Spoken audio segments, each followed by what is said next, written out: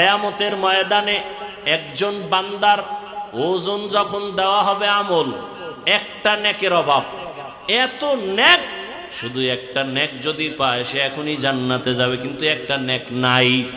আল্লাহ তখন বলবে যাও তো হাসরের মাঠে ঘুরে দেখো তোমার আপন কে আছে, একটা নেক দিয়ে তোমাকে সাহায্য করবে।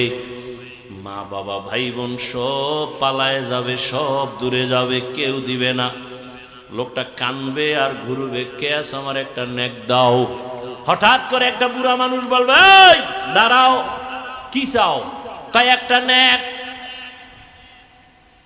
কেন? আমার জীবনের সব নেক ওজন দিয়ে একটা নেকের অভাব। বলে আমার কাছে একটা নেক আছে, আমার কাছে একটা নেক ছাড়া কিছু নেই, সব গুনাহ গুনাহ গুনাহ। তোমার আমি একটা নেক দিয়া দিলাম, কারণ একটা নেক দিয়ে আমি জান্নাত পাবো না, কিন্তু তোমারে দিলে যদি আমার মাওলা দয়া করে তোমারে জান্নাত দেয়, আমার দিলটা একটু শান্ত হয়ে যাবে। আমার নেকটা তো কাজে লাগাই দিলাম, তোমারে আমি একটা নেক দিয়ে দিলাম। বুড়া লোকটা দৌড়াইয়া যাবে, মালিক আমার একটা নেকের অভাব পূরণ হয়ে গেছে। আমার মাওলা জানবেন, তারপরও বলবেন। এই বিপদের সময় মাও আসে না, বোন বাবাও আসে না, ভাই আসে না, কেউ কাছে আসে না। বিপদের মধ্যে এই মুহূর্তে একটা নেক তোমারে কে দিয়া সাহায্য করলো, তারে ডাকো। ডাকার পর ওই বুড়া এসেও হাজির। এই তুমি আরে নেক দিছো? বলে হ্যাঁ দিছি। কেন? ও আল্লাহ আমার গুনাহ ছাড়া কিছুই নাই, আমার মাত্র একটা নেক, ওই নেকটা দিয়া তো আমি জান্নাত পাবো না। আমার ভাইকে দেওয়ার দ্বারা যদি জান্নাত পায় আমার কলিজাটা ভরে যাবে, আমার একটা নেক তো কাজে লাগাইতে পারলাম।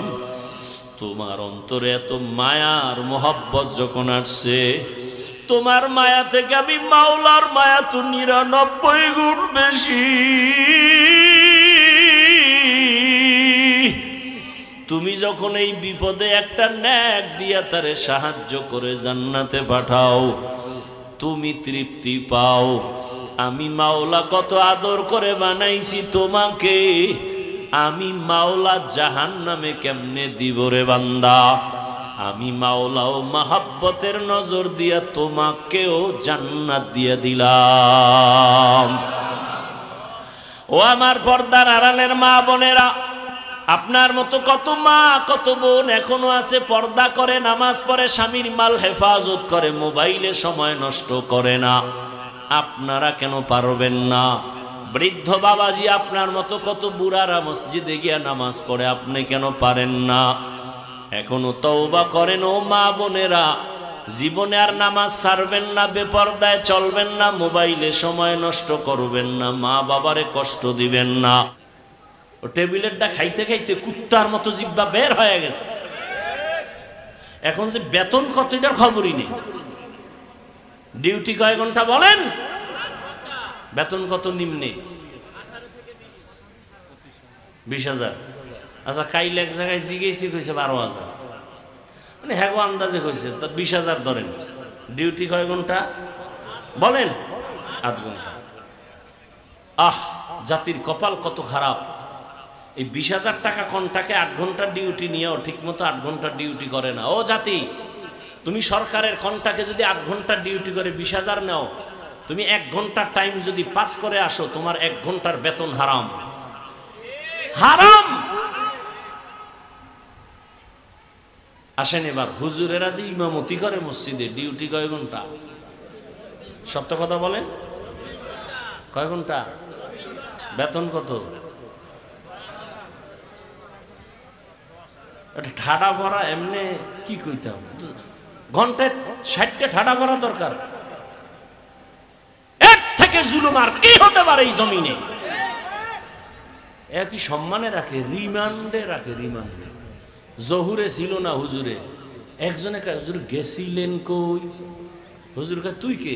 আমি রিক্সার ড্রাইভার। এত পাওয়ার? 5 টাকা বেতন দেই মাসে। পাওয়ার মানে এরকম বেয়াদব আছে না নাই?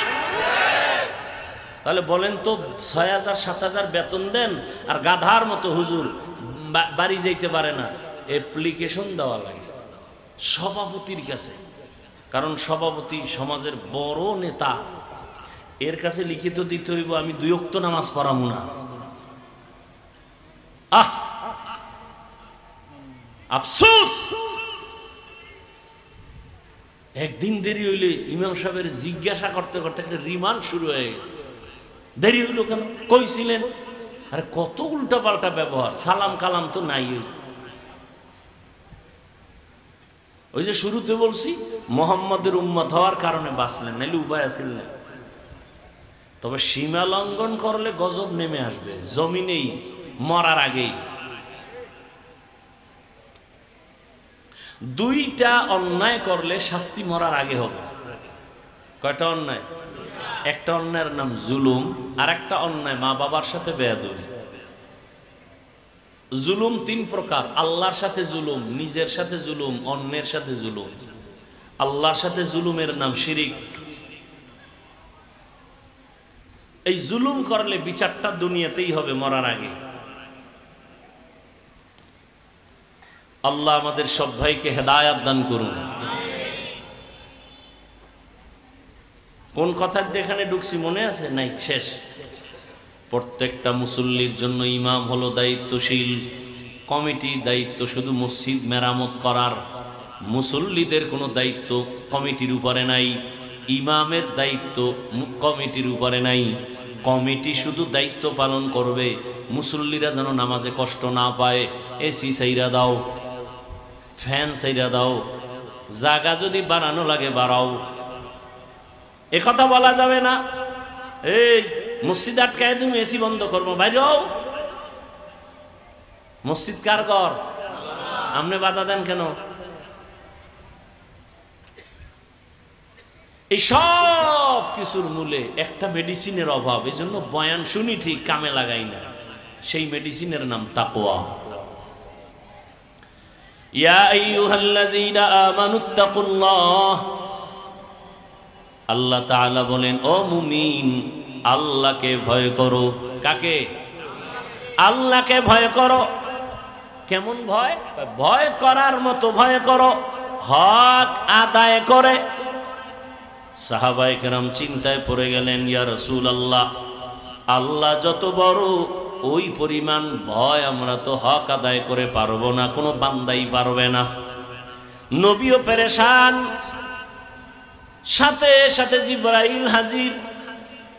নবীকে গিয়া সান্ত্বনার বাণী শোনায় দাও, সাধ্যমতো ভয় করলে হবে, আমার হক আদায় করে ভয় করার কোনো প্রয়োজন হবে না।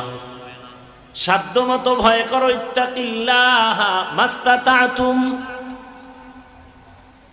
সাধ্যমতো আল্লাহকে ভয় করো।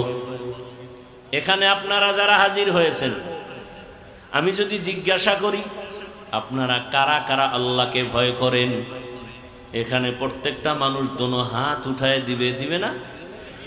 কিছু চালাক পারলে পাও আলগি দিয়ে দিবে, বলবে আমরা চাইরাত পায় আল্লাহরে ভয় করি, হুজুরগো থেকে বেশি ভয় করি। অথচ নামাজ নাই, রোজা নাই, তেলাওয়াত নাই, সুদ খায়, ঘুষ খায়। যে নামাজ পড়ে না সেও বলে আল্লাহকে ভয় করি, পর্দা করে না বলে আল্লাহকে ভয় করি, হারাম খায় বলে আল্লাহকে ভয় করি। আসলে আমি নামাজ পড়িয়াও বলি ভয় করি, রোজা রাখিয়াও বলি ভয় করি। আসলে আল্লাহর ভয় কি জিনিস এখনো পর্যন্ত তার হাকিকত আমাদের সামনে আসে নাই। একটা সন্তান মা বাবাকে ভয় করে, তার প্রমাণ কোন সন্তান মা বাবার সামনে অন্যায় করে না, বেতের বাড়ির ভয়।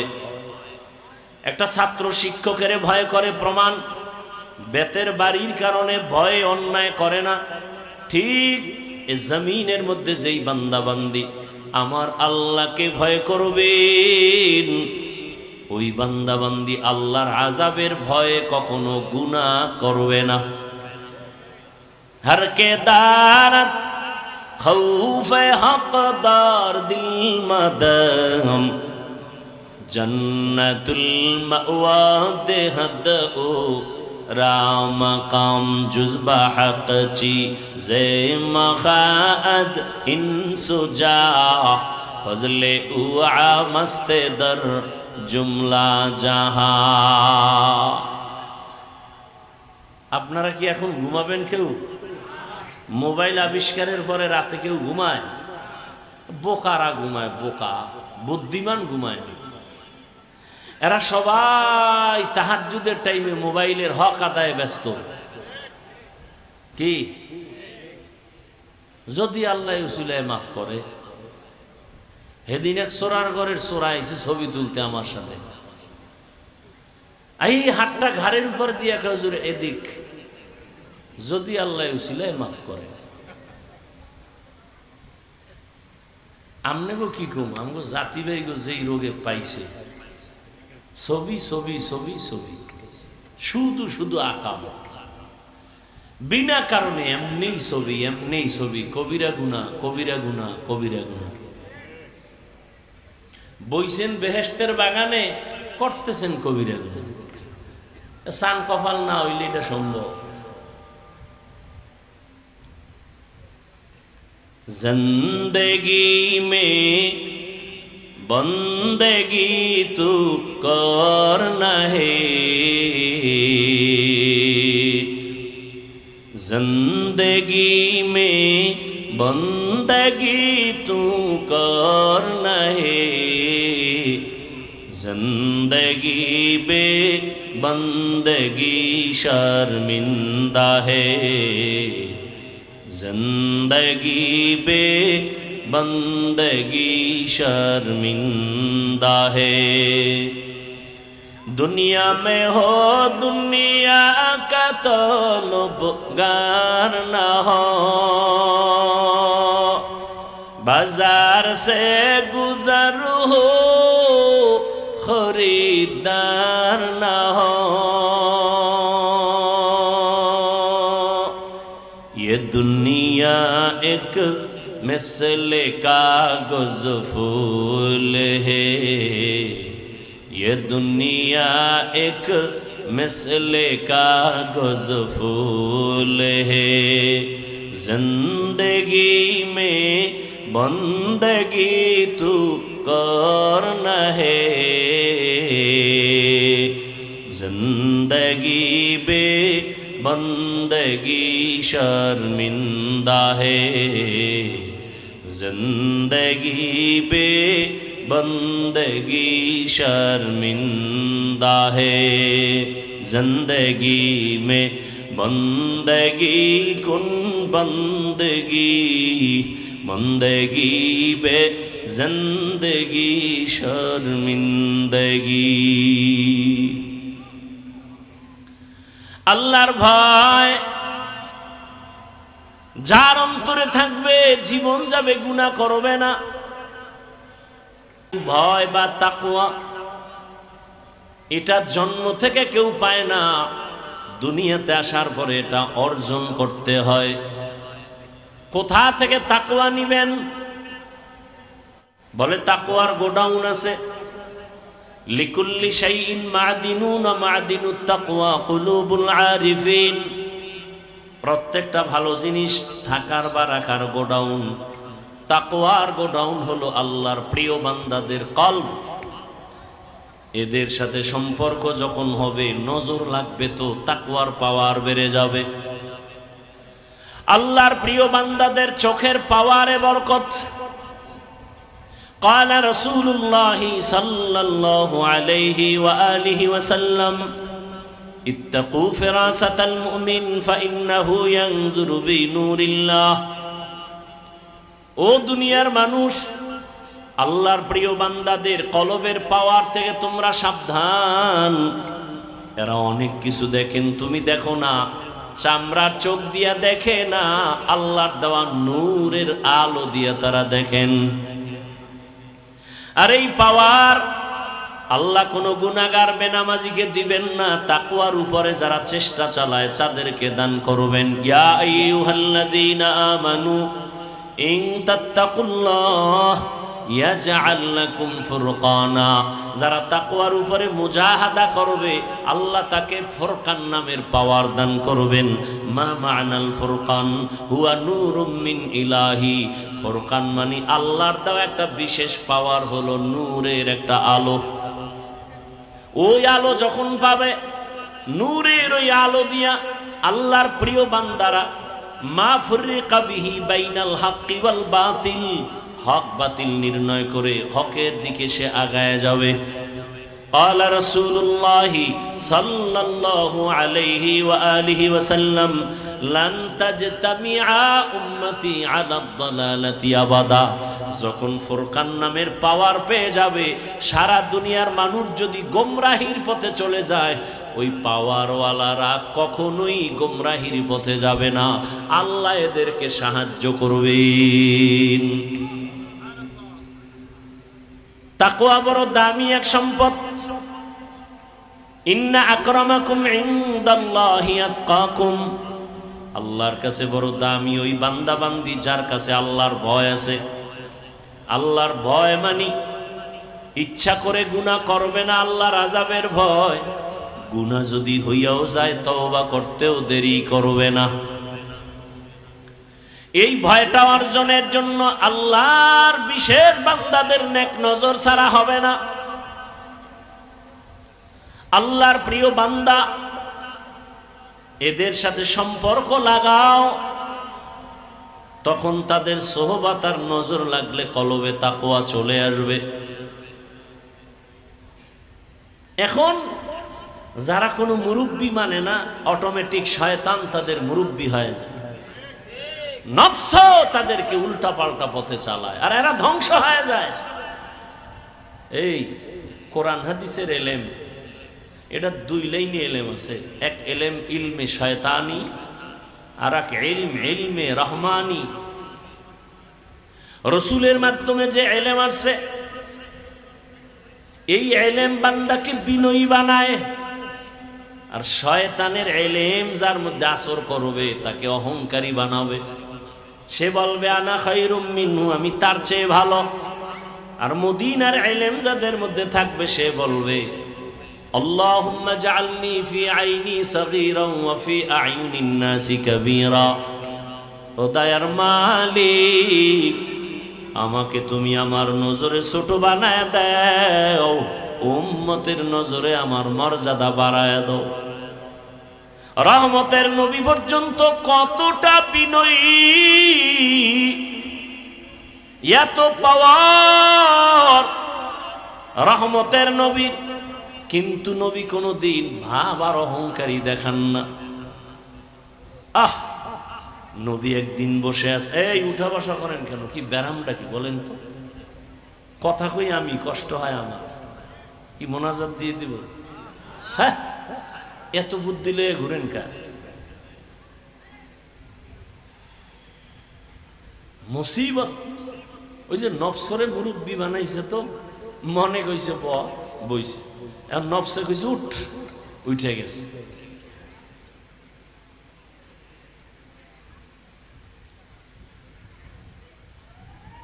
হাফিজুর রহমান কেসা কাহিনী রস করবে, শুনে লাভ কি? বাস একটার পর একটা অন্তরের মধ্যে বাড়ি ধাক্কা দিয়ে দিয়ে একে দূরে সরাচ্ছে। এর ওয়াজ শুনলে কি হবে? তোমার দ্বারাই জাতির কি হয়েছে বলো? ওই বেটা, চরমনাইয়ের দ্বারা দেশে কি হবে? তোর দ্বারা কি হয়েছে? তাবলীগের দ্বারা কি হবে? তোমার দ্বারা কি হয়েছে বলো? চরমনাইয়ের কারণে বরগুনার হিসাব, বরগুনার হিসাবের কারণে আমার দাদা ভিন্ন লাইন থেকে দিনের পথে, আমার বাবা দিনের পথে, আমরা তিন ভাই আলেম হইছি। অবদান তো চরমনাইয়ের সোহবত। চরমনাইয়ের কারণে, তাবলীগের কারণে, কওমির কারণে, দেওবন্দীদের কারণে লক্ষ কোটি জেনারেল লাইনের চোর ডাকাত মদিনার পাগল হয়েছে। আসতে বলেন কেন? ইমান দুর্বল না? একটা লোক দাঁড়ায় বলেন চরমনাইয়ের দ্বারা কি কি ক্ষতি হয়েছে এই দেশে ইসলামের, বলেন বলেন না? সব গেছে গিয়া বাহাদুরি। চরমনাইয়ের কারণে এই দেশ ইসলামের কি ক্ষতি হয়েছে আমাকে একজনে দাঁড়ায় বলেন। আমি এখন থেকে বিরোধিতা শুরু করবো। একজনে বলেন দাঁড়ায়। তাবলীগের কারণে ইসলাম ও মুসলমানের কি কি ক্ষতি হয়েছে বলেন। হয়েছে? ভাই সত্য কথা বলেন না কেন? কওমি মাদ্রাসার কারণে কিছু বলেন। বিরোধিতা করেন কেন? কি সমস্যা? কি চরমনের বিরোধিতা কেন? উজানির বিরোধিতা কেন? তাবলিগের বিরোধিতা কেন? দেওবন্দি কওমির বিরোধিতা কেন? তাদের দ্বারা কি হয়েছে? আপনার দ্বারা কি হয়েছে? আল্লাহ আপনাকে কি বিরোধিতা করার জন্য পাঠাইছে? আপনার আর কাম নাই খাইয়া লইয়া? আল্লাহ হেদায়াত দান করুন। ও আমার যুবক বাবারা, পর্দার আড়ালের আম্মা জান বোনেরা, বৃদ্ধ বাবাজি, এত বয়ান চলতেছে প্রতিদিন, দিন নাই রাত নাই বয়ান আর বয়ান, তাবলিগওয়ালাদের বয়ান, পীর মাশায়েখের বয়ান, বক্তাদের বয়ান, জুমার খতিবের বয়ান। এরপরেও কেন আমলের খাতা শূন্য?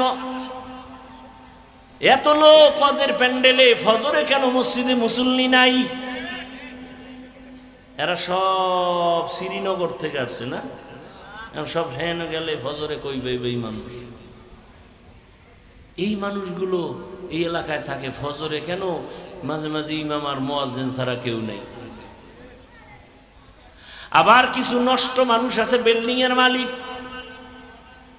ভাড়াটিয়ারা চায় ফজরের সময় মসজিদে গিয়া নামাজ আদায় করবে, মালিক গেট খোলার চাবি দেয় না। তোর বিল্ডিং এ আগুন লাগবে না, কাঠটা লাগবে কহ?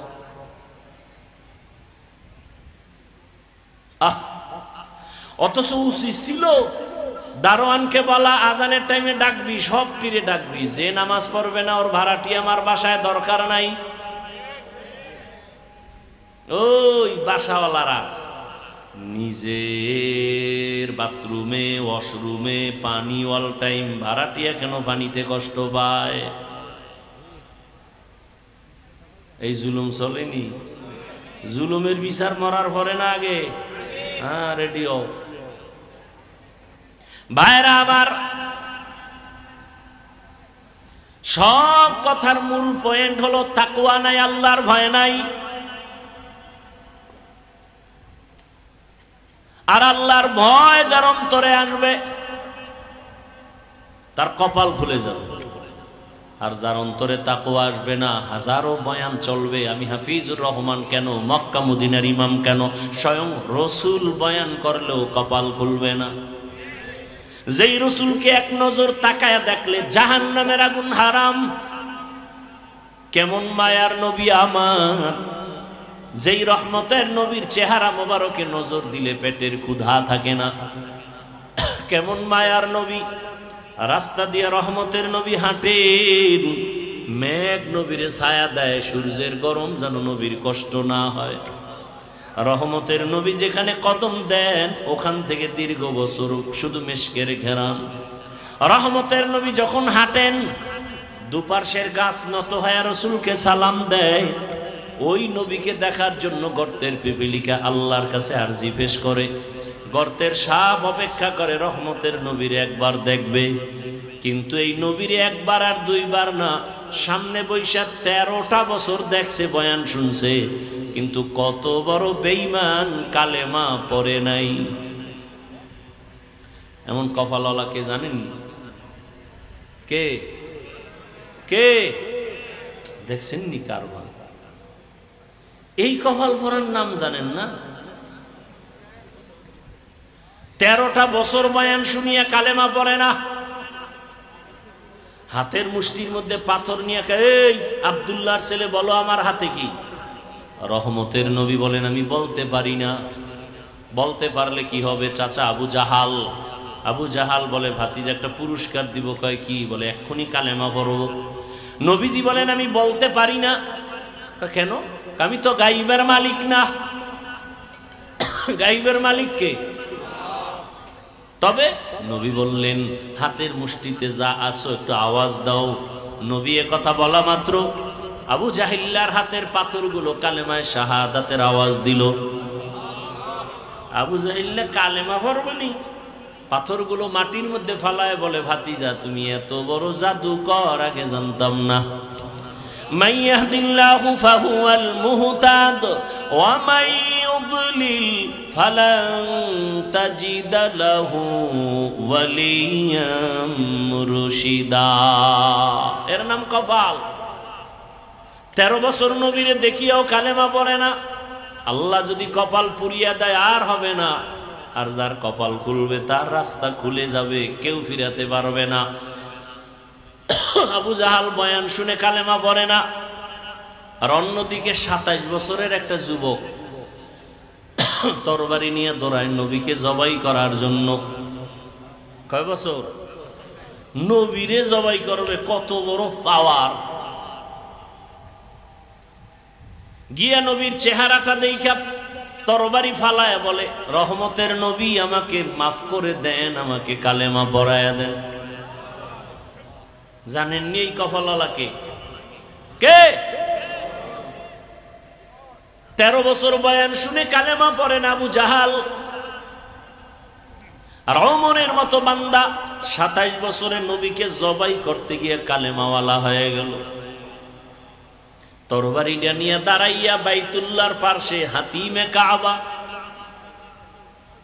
ডাক দিয়া কয়, বেঈমান মুশরিকরা আয়, মুহাম্মদের বিরুদ্ধে যদি কিছু বলতে চাও আমার তরবারি যথেষ্ট।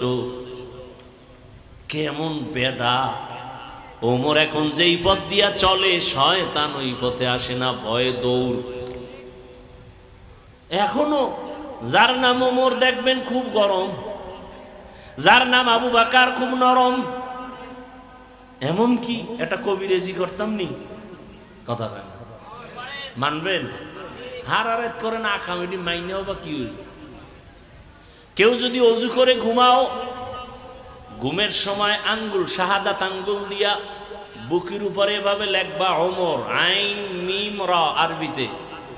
প্রতিদিন যদি আমলটা করিয়া ঘুমাও, অজু সহকারে ওমর লেখা ঘুমাও, মৃত্যু পর্যন্ত স্বপ্নের কোনো দোষ হবে না। এবার বুঝো শয়তান কেমন ভয় পায়, খালি ওমর লেখা ঘুমাইব, শয়তান ওর দাঁড়ায় রাখতে কেমন পাওয়া।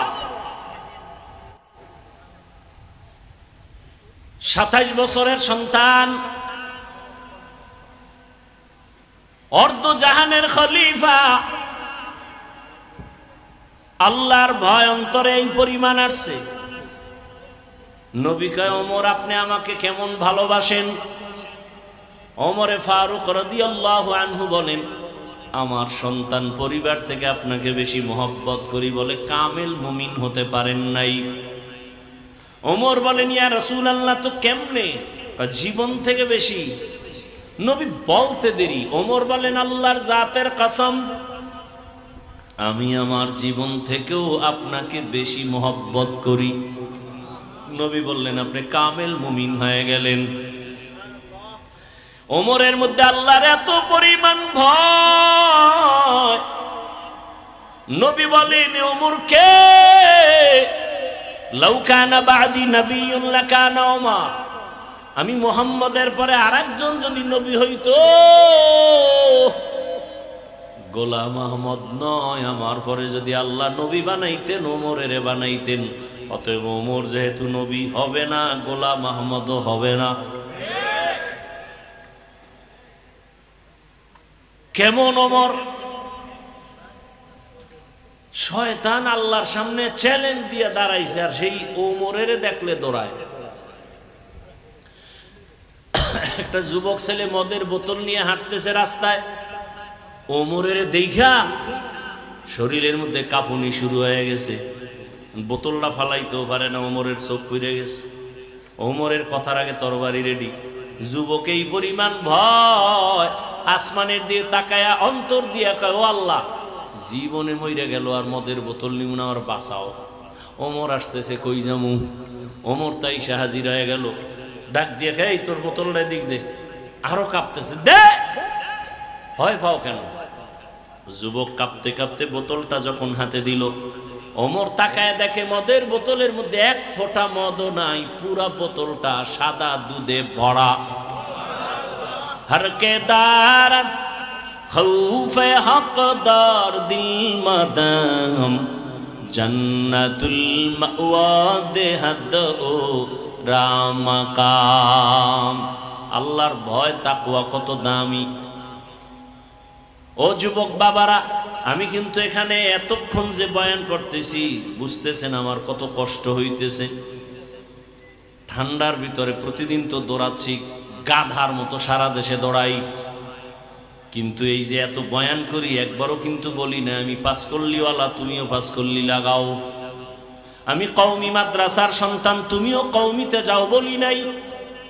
আমি তাবলিগের লাইনের সন্তান, আমি পীরের মুরিদ, একবারও বলি নাই তুমি তাবলিগে যাও, পীরের কাছে যাও।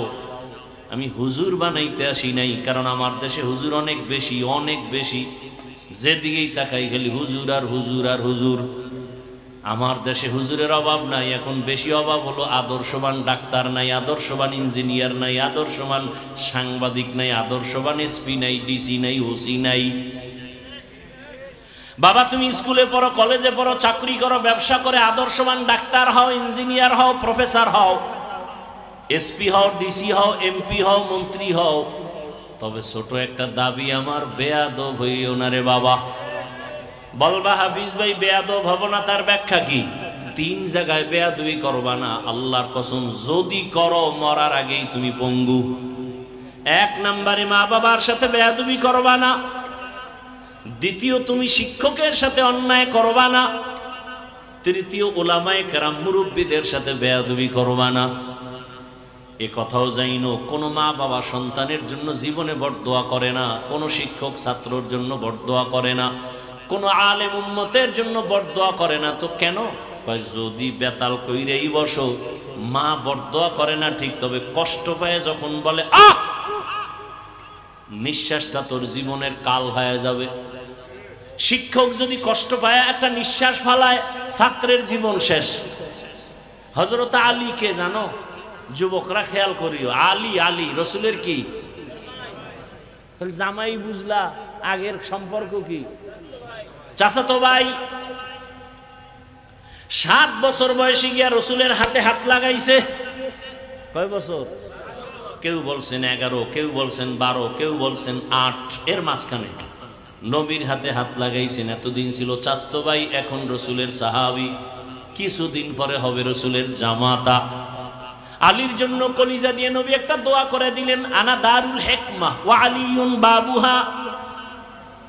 আমি হলাম ইলমের শহর, হিকমতের শহর, আর এই ইলমের ঘরের দরওয়াজা আমার আলী। আল্লাহ এই পরিমাণ জ্ঞান হযরত আলীকে দান করেছিলেন। সারা দুনিয়ার ছাত্রদেরকে আলী ডাক দিয়া কয়, মান আল্লামানি হারফান ইনশাআ বাআ ওয়া ইনশাআ আতাকা।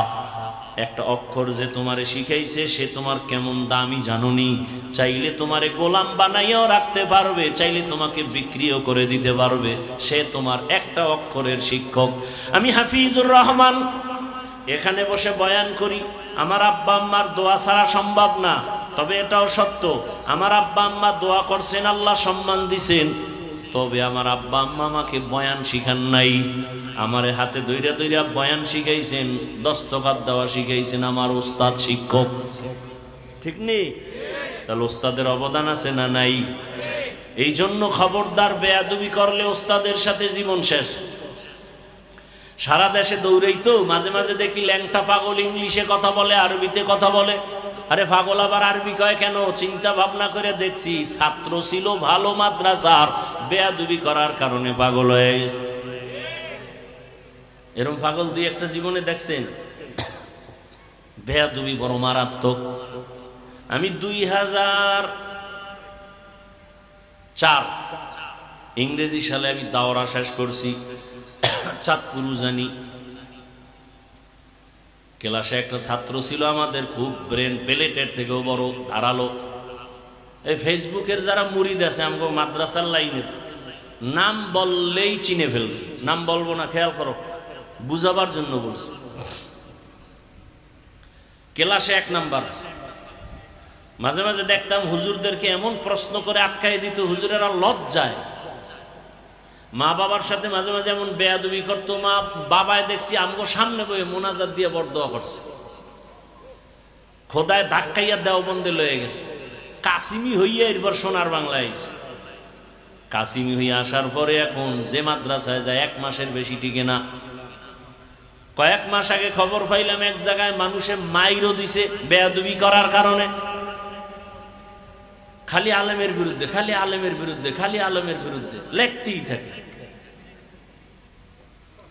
আমি সারা বাংলাদেশে বলি, যারা আলেমদের বিরুদ্ধে লেখে বা বলে ওরা মা বাবার অভিশপ্ত সন্তান, বেয়াদব। ওর উপরে আল্লাহর লানত, ওর জীবন শেষ, মরার আগেও শেষ। দলিল নিবি? ছাত্ররা দলিল নে। ক্বালা রাসূলুল্লাহ সাল্লাল্লাহু আলাইহি ওয়া আলিহি ওয়া সাল্লাম ইসনানি ইউআজ্জিলুহুমা আল্লাহু ফিদ দুনিয়া আল বাগিয়ু ওয়া উকুকুল ওয়ালিদাইন। জুলুম করলে বিচার হবে মরার আগে। মায়ের সাথে জুলুম, বাবার সাথে জুলুম, শিক্ষকের সাথে জুলুম, বড়দের সাথে জুলুম, আলেমদের সাথে জুলুম। জুলুমের ব্যাখ্যা দিতে গেলে রাত পার। একজনাকে একটা কথা বইলে কষ্ট দিছে, এটাও জুলুম। একজনের ইজ্জত নষ্ট করছে, এটাও জুলুম। জালেমের বিচার মরার আগে হবে। চোখের সামনে আল্লাহ দেখাইতেছে, বুঝি না আমরা, বোকা। বিচার হইতেছে কিন্তু বুঝি না। বাচ্চা মানুষ, কোন গুনাহ আছে? ঘরের বাচ্চা আপনাদের আছে? তোর পাও ভাঙছে গা?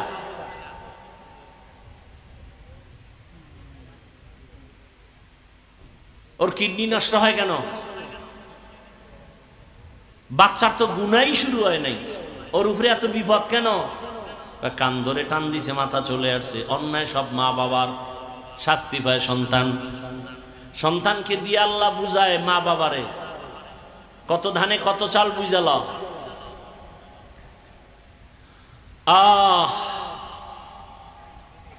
হযরত আলী বলেন, একটা অক্ষর যে শিখায় তার দাম কত? আমাকে চাইলে আজীবন গোলাম বানায় রাখবে, কিচ্ছু বলা যাবে না, অধিকার নাই। সে আমার ওস্তাদ, একটা অক্ষরের শিক্ষক সে আমার, আমি তার কাছে ঋণী। এরে আল্লাহর বান্দারা,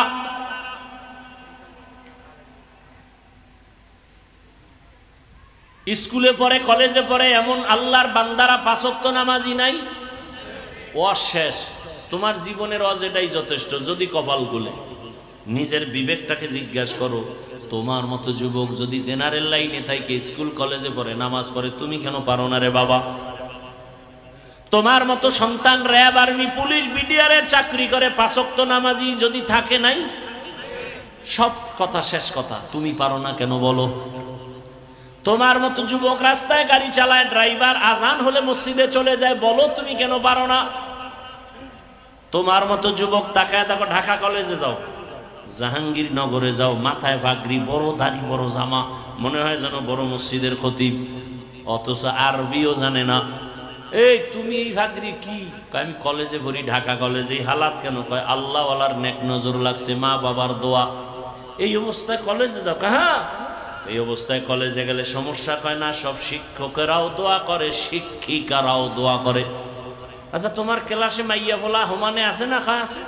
মাঝে মাঝে তোমারে পার্কে ডাকে না, আনন্দ মিছিলে ডাকে না? হ্যাঁ ডাকে, তবে আমার মাওলার কাছে আমি সাহায্য চাই, দেখি আল্লাহর কুদরত আমার ক্লাসের মাইয়েরাই আমার পক্ষে হয়ে যায়। হইয়া কি কয় জানেন? হইয়া বলে, এই ও একটু আল্লাহ বিল্লাহ করে, তো ওরে ডিস্টার্ব করিস না। আমরা এই আকামে ওরে দাওয়াত দিস না, আর আমগো ডিস্টার্ব হইব, ওরে ওর পথে ছাইড়ে দে। ও যুবক বাবা, তোমার মতো যুবক চাকরি করে, ব্যবসা করে, নদীর মধ্যে মাছ ধরে, কৃষি কাজ করে, 5 বেলার নামাজ পড়ে, তুমি কেন পারবা না রে বাবা? আসলে সব কথার একটা কথাই হলো, আল্লাহর ভয় অন্তরে আসে নাই। ওমরে ফারুকের কত দাম! আম্মা জান আয়েশা রাদিয়াল্লাহু আনহা রহমতের নবীকে একদিন জিজ্ঞাসা করলেন, ইয়া রাসূলুল্লাহ, আপনার সাহাবাদের মধ্যে দামি কে? নবী বলে, আমার সাহাবায়ে কেরামের মধ্যে দামি, বড় দামি ওমর। মানে আম্মা জান ভাবছেন আমার আব্বার নাম কইব। আব্বার নাম কি? কি নাম? নবীও বুঝা ঘুরাই দিছে। নবী আবু বকরের নাম না কয়ে, ওমর। মুখের উপরে যে আবার কইব এটাও একটু লজ্জা লজ্জা ভাব।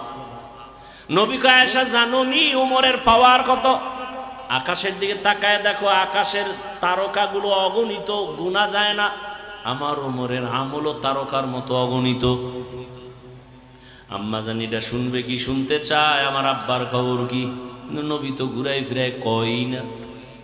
কত আর মহিলা ফ্যাডে কথা রাখবে, ফট করে বলে ফেললো, ইয়া রাসূলুল্লাহ আমার আব্বার খবর কি? নবী বলেন আবু বকর, বলে হ্যাঁ, বলে সে কথা তো আলাদা।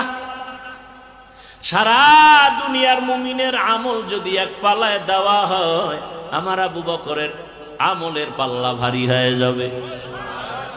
মাঝে মাঝে ওমর কয়, ও আবু বকর, আপনার জীবনের কোনো আমল লাগবে না, দুইটা আমল আমারে দিয়া আমি ওমরের আমল সব আপনি নিয়ে যান। যেই দুইটা আমলে আপনার প্রতি আমার আল্লাহ ডাইরেক্ট সালাম জানাইছে। আবু বকরের ডাইরেক্ট আল্লাহ সালাম জানাইছে। বুঝেন তো আবু বকরের মর্যাদা, ওমরের মর্যাদা কেমন? নবীজি সাহাবাদেরকে নিয়ে বাইতুল্লাহ তাওয়াফ করে। নিয়ম হইল তাওয়াফে আসলে কয়টা চক্কর? 7টা চক্কর দিয়া নিয়ম 2 রাকাত নামাজ পড়বে ওয়াজিব। 7টা চক্কর দিয়ে নবী বলেন এখন নামাজ 2 রাকাত যে পড়বো কোথায় পড়বো?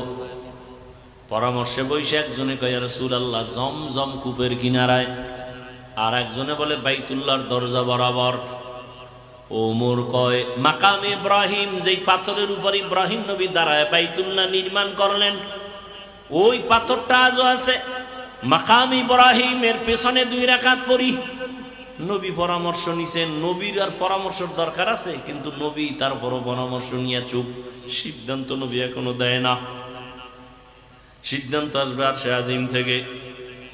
জিবরাইল এসে হাজির, আয়াত নিয়ে বলে ইয়া রাসূলুল্লাহ, আয়াত আল্লাহ দিয়া দিছে আর বলছে ওমর যেটা কইছে আল্লাহ মাইনে নিছে, আপনাকেও মানতে বলছেন। এবার বুঝেন ওমরের পাওয়ার কত। আর 1500 বছর পরে সেই ওমরকে নিয়ে সোনার বাংলায় দাঁড়ায় যদি কোনো আলেম বলে ভণ্ড বেদাতি, ওর 14 গোষ্ঠী ভণ্ড।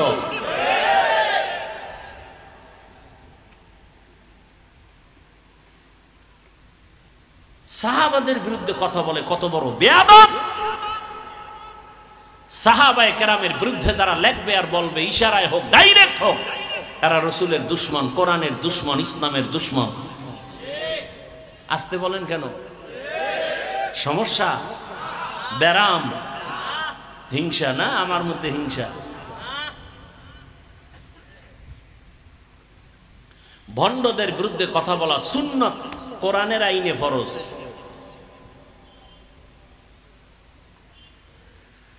ভাইরা আমার, সেই ওমর কত পাওয়ারওয়ালা। সেই ওমর ঈদের দিন সবাই আনন্দ করে, আর ওমর দরজা লাগায় কান্না করে। আবু হুরায়রা রাদিয়াল্লাহু আনহু বলেন, খলিফাতুল মুসলিমিন কাঁদেন কেন? বলে আবু হুরায়রা, ভাই কান্না করি, আনন্দ কি করব, পেরেশান। কেন? রোজা রাখলাম, কবুল হলো কিনা চিন্তা, জাহান্নাম থেকে মুক্তি পেলাম কিনা চিন্তা। ওমরে ফারুক রাদিয়াল্লাহু আনহু জাহান্নামের আযাবের ভয়ে কান্না করে করে গালে দাগ পড়ছে। রহমতের নবী বলেন, আমি একদিন আমার হুজরায় ঘুমাইতেছি আয়েশার রুমে। মসজিদ আর আয়েশার রুম একই, পাশাপাশি দেওয়াল। আমি মোহাম্মদ ঘুমাইলে আমার চোখ বন্ধ থাকে, কিন্তু আমার কলব ঘুমায় না। আমি ঘুমের মধ্যে ঢুকছি, ঠিক এমন সময় হঠাৎ করে কানের মধ্যে কান্নার আওয়াজ। আমার সজাগ হয়ে গেলাম। আমি বের হইয়া তাকায় দেখি কান্নার আওয়াজ আসতেছে কোথা থেকে। দেখি মসজিদের ভেতরে কান্নার আওয়াজ। আমি বের হইয়া তাকায় দেখি গভীর রাতে নামাজের মধ্যে কে কান্না করে। আমি ঘুমাইতে পারলাম না, নজর করে দেখি সাধারণ কেউ না, ঘরের মধ্যে কান্না করে মসজিদে আমার কলিজার সাহাবী আবু বকর। মায়ার নবী দাঁড়াইলেন, সালাম ফিরে আবু বকর বের হইয়া দেখে নবী দাঁড়ানো। ইয়া রাসূলুল্লাহ কেমন আছেন? আলহামদুলিল্লাহ। আপনি নামাজে দাঁড়ায় কাঁদলেন কেন? আবু বকর বলেন, ইয়া রাসূলুল্লাহ, আল্লাহর কোরআনের একটা আয়াত আমাকে কান্না করায়া দিয়েছে। কি আয়াত? ইন্নাল্লাহা আশতারা মিনাল মুমিনিনা আনফুসাহুম ওয়া আমওয়ালাহুম বিআন্না লাহুমুল জান্নাহ। আল্লাহ বলছেন, মুমিনের জানমাল আমি আল্লাহ নিয়ে নিলাম, মুমিনের জান্নাত দিলাম। নবী বলেন, এটা তো খুশির কথা, কানলেন কেন? আবু বকর বলেন, ইয়া রাসূলুল্লাহ, আপনি জানেন আমি কাপড়ের দোকান দেই। আজকে আমার দোকানে এক মহিলার ছিল, বহুদিন আগে কাপড় নিয়ে ফিরাইয়া টাকা লয়ে গেছে। বিদায় বেলা মহিলাকে জিজ্ঞাসা করলাম, মা, আমার দোকানের কাপড় নিয়ে ফিরাই দিলেন কেন? মহিলা বলছিল, আবু বকর, বেয়াদবি মাফ করবেন, আপনার দোকানের কাপড় আমার পছন্দ হয় নাই। আমার ওই কথা মনে পড়ে কান্না, হাসরের ময়দানের কথা মনে পড়ে গেছে। ও নবী, আপনিই তো হাসরের কথা বলছেন, বড় কঠিন হালাত। আপনিই তো বয়ান করেছেন কিয়ামতের দিন সমস্ত নারী আর পুরুষগুলো উলঙ্গ দাঁড়াবে,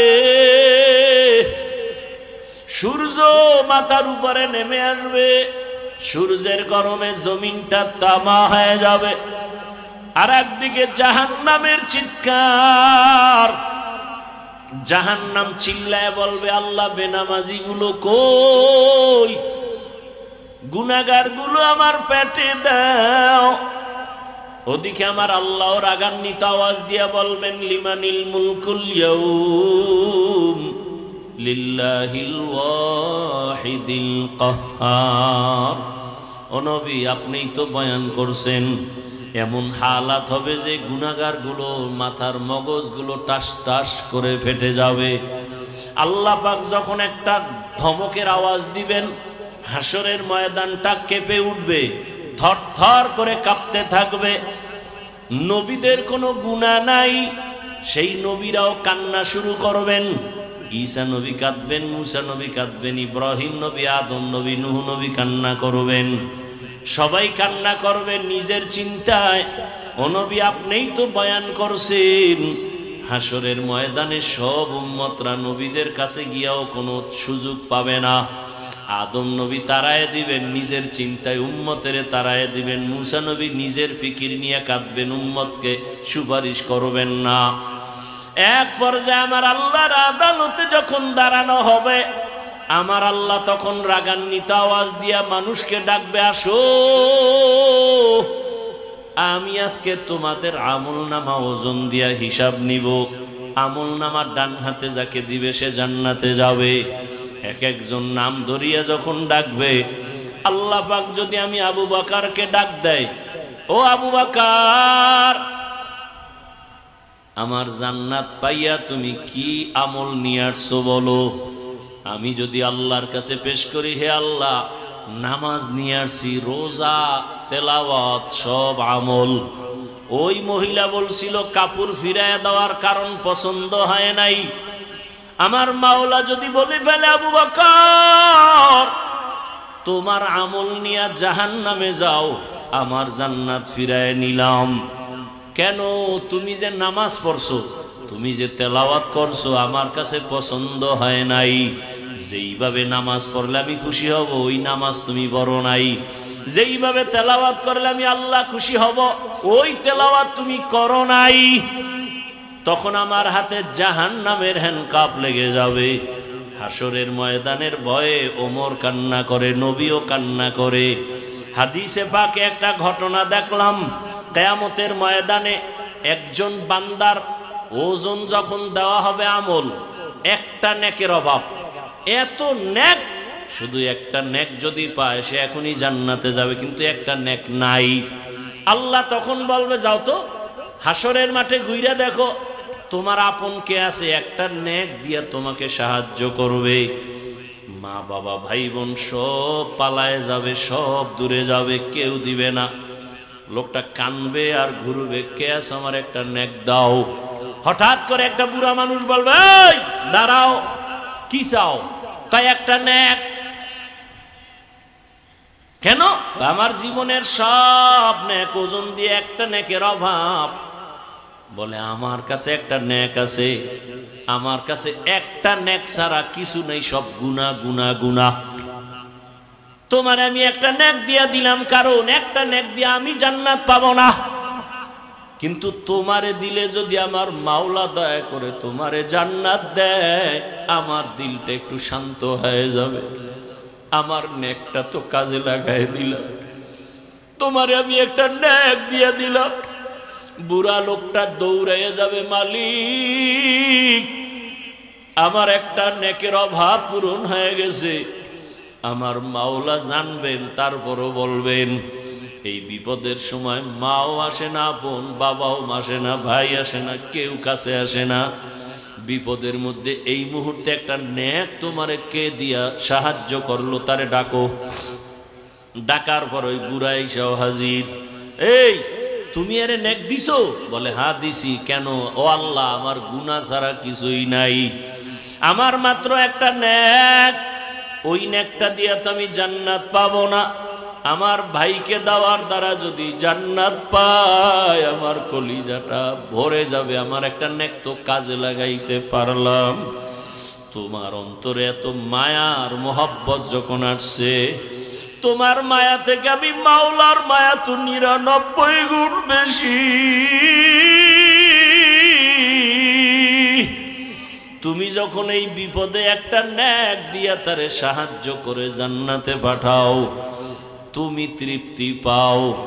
আমি মাওলা কত আদর করে বানাইছি তোমাকে, আমি মাওলা জাহান্নামে কেমনে দিব রে বান্দা? আমি মাওলাও মাহাব্বতের নজর দিয়া তোমাকেও জান্নাত দিয়ে দিলাম।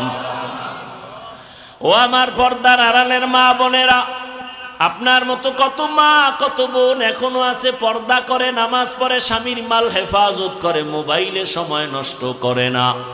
আপনারা কেন পারবেন না? বৃদ্ধ বাবাজি আপনার মতো কত বুড়ারা মসজিদে গিয়া নামাজ পড়ে, আপনি কেন পারেন না? এখনো তওবা করেন ও মা বোনেরা। জীবনে আর নামাজ ছাড়বেন না, বেপরদায় চলবেন না, মোবাইলে সময় নষ্ট করবেন না, মা বাবারে কষ্ট দিবেন না, স্বামীর মাল হেফাজত করবেন, খেয়ানত করবেন না। বৃদ্ধ বাবাজিও তওবা করেন, আর নামাজ ছাড়বেন না, দাড়ি কাটবেন না। ও যুবক বাবা, এখন থেকে তওবা করো। জীবনে কত নামাজ ছাড়লা, দাড়ি কাটলা, বেপরদায় চললা। মাওলাকে মনে মনে বলো আর তওবা করো। আর মা বাবার সাথে বেয়াদবি করবা না, শিক্ষকের বরদোয়া নিবা না, ওলামায়ে কেরামের দোয়া নিয়া, পরামর্শ নিয়া, নবীজির আদর্শ মেনে চলবা, নামাজ পড়বা, দাড়ি রাখবা, বেপরদায় চলবা না। তওবা করার মতো যদি নিয়ত হয়, খাঁটি নিয়তে দুটো হাত আল্লাহকে দেখায় দাও। আয় আল্লাহ, হাতগুলো কবুল করে নেন, তওবা কবুল করে নেন। তওবার উপরে মজবুত হইয়া চলার তৌফিক দান করেন, আমিন। আলহামদুলিল্লাহি রাব্বিল আলামিন, ওয়াসসালাতু ওয়াসসালামু আলা সাইয়্যিদিল আমবিয়াই ওয়াল মুরসালিন ওয়া আলা আলিহি ওয়া আসহাবিহি আজমাইন। ইয়া আরহামার রাহিমিন, ইয়া আরহামার রাহিমিন, ইয়া আরহামার রাহিমিন। রব্বিরহামহুমা কামা রব্বায়ানি সগীরা। আল্লাহুম্মা ইন্নাকা আফুউন কারীম তুহিব্বুল আফওয়া ফা'ফু আন্না। আল্লাহুম্মা ইন্না নাসআলুকা রিযাকা ওয়াল জান্নাহ ওয়া নাউযু বিকা মিন সাখাতিকা ওয়ান নার। ও দয়ার মালিক,